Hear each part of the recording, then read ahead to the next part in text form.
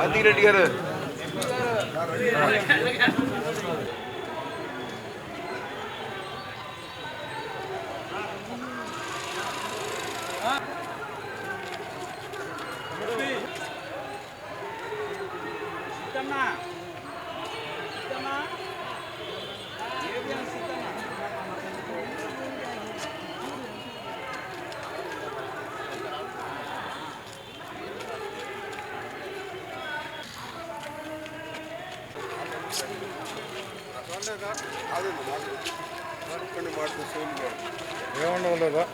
ఎవరు అడిగాడు ఆయన బహిరంగ చర్చకి? ఎవరు అడిగారా?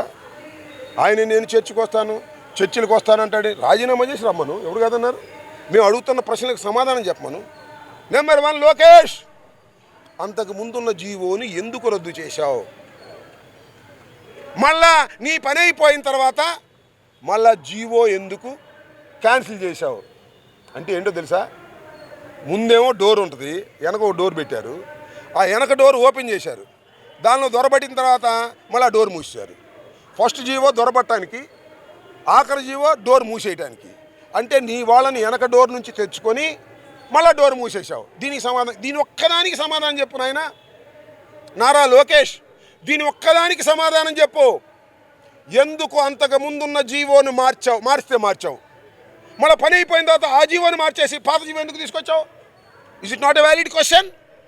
ఈ వ్యాలిడ్ క్వశ్చన్ సమాధానం చెప్పడు కానీ చర్చకు వస్తాడంట. ఇప్పుడు నీ రాష్ట్రంలో చర్చలు జరిగినాయి. ఒకవేళ చర్చకు వస్తామని మేమన్నా కూడా పోలీస్ బందోబస్తు పెట్టి ఇందా గేట్ దగ్గరికి రానిలే మమ్మల్ని.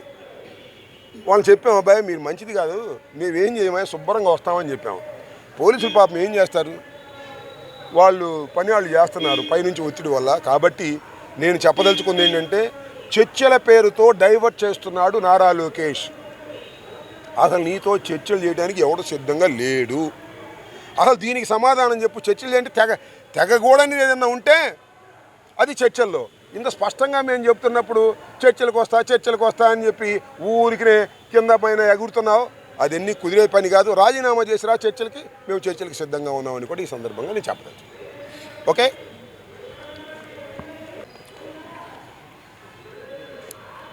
2025 డిఎస్సిలో జరిగినటువంటి అక్రమాల మీద ఇంతకు ముందు కూడా అనేక సందర్భాల్లో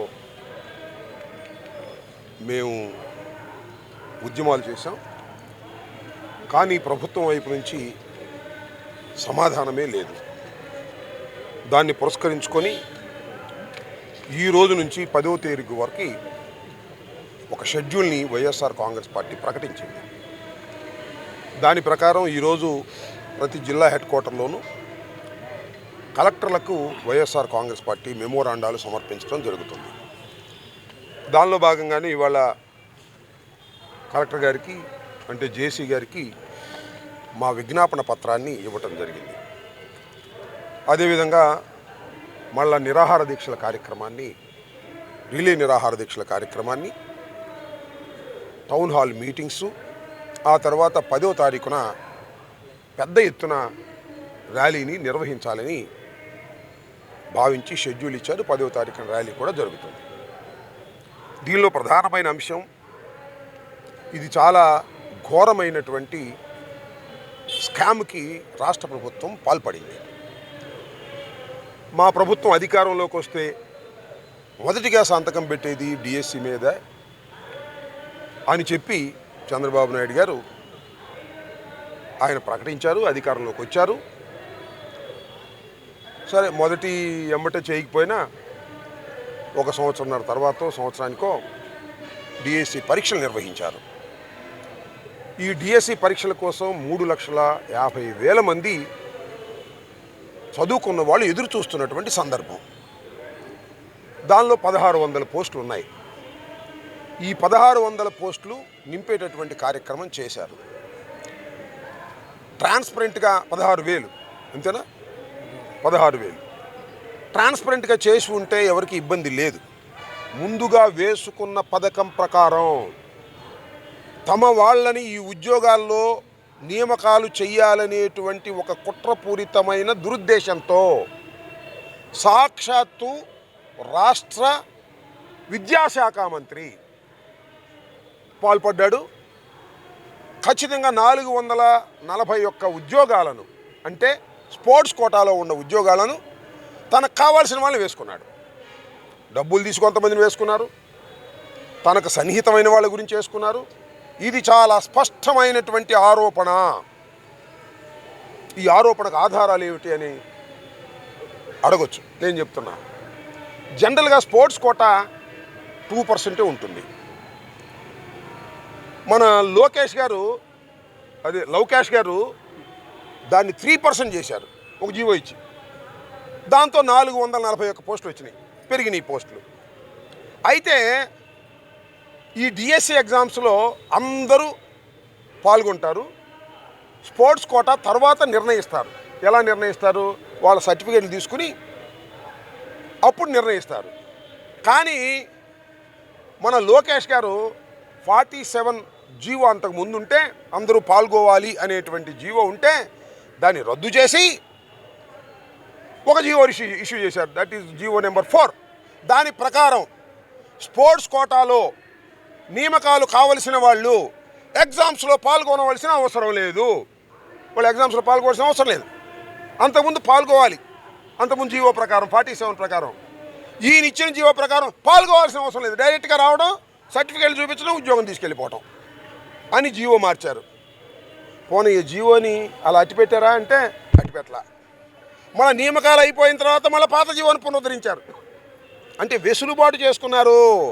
441 పోస్టులు వారికి ఇష్టం వచ్చినట్లు వేసుకోవడానికి కావలసిన వెసులుబాటు చేసుకొని జీవోలు మార్చేసినటువంటి సంఘటన.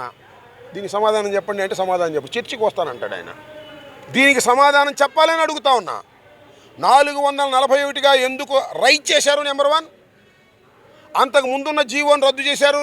నెంబర్ 2, పోస్టులన్నీ అయిపోయిన తర్వాత రద్దు చేసిన జీవోని మళ్ళా పునరుద్ధరించారు. ఎందుకు? ఇక్కడ మీరు క్యాష్ తీసుకుని ఉద్యోగాలు ఇవ్వటం కోసమే కదా, లేదా మీ తాబేదారులను, మీ సొంత మనుషుల్ని వేసుకోవడానికే కదా? ఇది స్కామ్ కాదా? దీన్ని చూస్తూ ఊరుకోవాలా? యువత ఊరుకోవాలా? టీచర్స్ ఊరుకోవాలా? వైఎస్ఆర్ కాంగ్రెస్ పార్టీ ఊరుకోవాలని అడుగుతా ఉన్నా. ఇది ఇలా ఉంటే ఒక ఆయనకి నెంబర్ 1 వచ్చింది ఎగ్జామ్స్లో. ఆయన ఎవరో తెలుసా? నవీన్ అట. ఆయన ఎవరో కాదు, అవుట్ సోర్సింగ్ ఉద్యోగి. ఈ పేపర్ సెట్టింగ్లోను, పేపర్ అప్లోడ్లోను పనిచేసేటటువంటి వ్యక్తికి నెంబర్ 1 వచ్చింది. నెంబర్ 1 వచ్చింది, ఉద్యోగం ఇచ్చారా? ఇవాళ ఆయన కోర్టుకు వెళ్ళాడు. నెంబర్ 1 రావటమే పేపర్ లీక్ వల్ల వచ్చింది. మళ్ళీ ఇంకో చోట 6 ర్యాంక్ వచ్చింది అతనికి. అంటే మీరు పేపర్ సెట్టింగ్లోను, అప్లోడ్లోను ఈ కార్యక్రమాలన్నీ కూడా అవుట్ సోర్సింగ్ అప్పచెప్పేశారు. ఎందుకంటే వాళ్ళైతే మీ మాట వింటారు, లీక్ చేస్తారని. అక్కడ లీక్ చేసేశారు. మీకు కావాల్సిన వాళ్ళకి పేపర్లు ఇచ్చారు, వాళ్ళకి ఉద్యోగాలు ఇచ్చారు. మొత్తం మీద డిఎస్సిలో మీకు కావలసిన వారికి మెరిట్ తప్పించి ఉద్యోగాలు ఇచ్చేటటువంటి కార్యక్రమం చేశారు సాక్షాత్తు ఎడ్యుకేషన్ మినిస్టర్ లోకేష్ గారు. ఇంకోళ్ళైతే రాజీనామా చేసేవాళ్ళు. ఆయనేమో ముఖ్యమంత్రి గారు అబ్బాయి, కాబోయే ముఖ్యమంత్రిని ప్రచారం చేస్తున్నారు. ఇంకోళ్ళైతే ఈ పాటికి తప్పించేసేవాడు చంద్రబాబు నాయుడు. కొడుకుని తప్పించలేడు కదా. మీరు చూశారు కదా, సెంటర్లో కేంద్ర మంత్రి రాజీనామా చేసి వెళ్ళవలసిన పరిస్థితి ఏర్పడింది. ఇలా అన్యాయంగా, అక్రమంగా డిఎస్సిలో ఎప్పటి నుంచో ఎదురు చూస్తున్నటువంటి నిరుద్యోగులను మోసం చేసినటువంటి పాపం ఈ రాష్ట్ర ప్రభుత్వానిది, మరి ముఖ్యంగా నారా లోకేష్ది అని ఈ సందర్భంగా నేను చెప్పదలుచుకున్నాను. కాదంటే చెప్పమంటా నేను. ఎందుకు జీవాలు మార్చారని అడుగుతా ఉన్నా. మీ వెసులుబాటు కోసం జీవాలు మార్చేసి మీకు కావాల్సిన వాళ్ళని నియమించుకొని మళ్ళీ జీవాలు తీసుకొచ్చారు. ఇంతకన్నా దారుణం దేశ చరిత్రలో ఎప్పుడైనా జరిగిందా అని అడుగుతా ఉన్నా. తొలిసారిగా జరిగింది, అది లోకేష్ గారి నాయకత్వంలో జరిగింది. ఇది ఒకటి. రెండోది, ఉద్యోగాలు ఇస్తామన్నారు. సంవత్సరానికి 4 లక్షల ఉద్యోగాలు. యువకులారా, సంవత్సరానికి 4 లక్షల ఉద్యోగాలు ఇచ్చేస్తాం, నిరుద్యోగ యువకులారా కాసుకోమన్నారు ఎన్నికలకు ముందు. మొత్తం 5 నాళ్ళు 20 లక్షల ఉద్యోగాలు ఇస్తామన్నారు. ఇప్పటికి 2 సంవత్సరాలు పూర్తి అయిపోయింది. ఎన్ని ఉద్యోగాలు ఇచ్చారు? ఇవాళ ఎగ్గొట్టేశారు. మళ్ళీ ఇంకో మాట అన్నారు, ఉద్యోగాలు ఇచ్చేంతవరకు నిరుద్యోగ భృతి ఇస్తామన్నారు. ఏది? నిరుద్యోగ భృతి లేదు, ఉద్యోగాలు లేవు. నియమించిన ఉద్యోగాలేమో మీ తాబేదారులకు ఇచ్చుకుంటున్నారు. ఇంత ఘోరాతి ఘోరంగా ప్రవర్తిస్తున్నటువంటి నారా లోకేష్ తక్షణమే రాజీనామా చేయాలి, సిబిఐ ఎంక్వైరీ వేయాలి అని వైఎస్ఆర్ కాంగ్రెస్ పార్టీ డిమాండ్ చేస్తూ ఉద్యమ రూపాన్ని మరింత బలంగా ఇచ్చేటటువంటి కార్యక్రమం చేస్తున్నాం. ఇది ఈ ఉద్యమ షెడ్యూల్లో తొలి అడుగు. కలెక్టర్లందరికీ కూడా రికమెండేషన్ ఇచ్చేటటువంటి కార్యక్రమం చేస్తున్నాం. ఇది ఉధృతమైన ఉద్యమ రూపాన్ని తీసుకొస్తాం. జరిగిన అన్యాయం, అక్రమం, టీచర్ పోస్టుల కోసం పాపం ఆశపడుతున్నటువంటి అనేక మందిని మోసం చేసి మీ ఇష్టం వచ్చినట్టుగా ఇచ్చుకున్నారు. తక్షణమే ఈ రాష్ట్ర ఎడ్యుకేషన్ మినిస్టర్ నారా లోకేష్ రాజీనామా చేసి చిత్తశుద్ధిని చాటుకోవాలని వైఎస్ఆర్ కాంగ్రెస్ పార్టీన డిమాండ్ చేస్తున్నాం. ఈ కార్యక్రమం 10వ తారీఖు దాకా కొనసాగుతుంది. ఆ తర్వాత కూడా 10 తర్వాత కూడా మళ్ళీ ఇంకో షెడ్యూల్ని కూడా ఇస్తాం. దీన్ని వదిలిపెట్టే ప్రశ్న లేదు. ఇది పెద్ద స్కామ్, రాష్ట్రంలో జరిగినటువంటి స్కాము. ఈ స్కామ్కి సిబిఐ ఎంక్వైరీ చేయమని కూడా డిమాండ్ చేస్తున్నాం. ఓకే.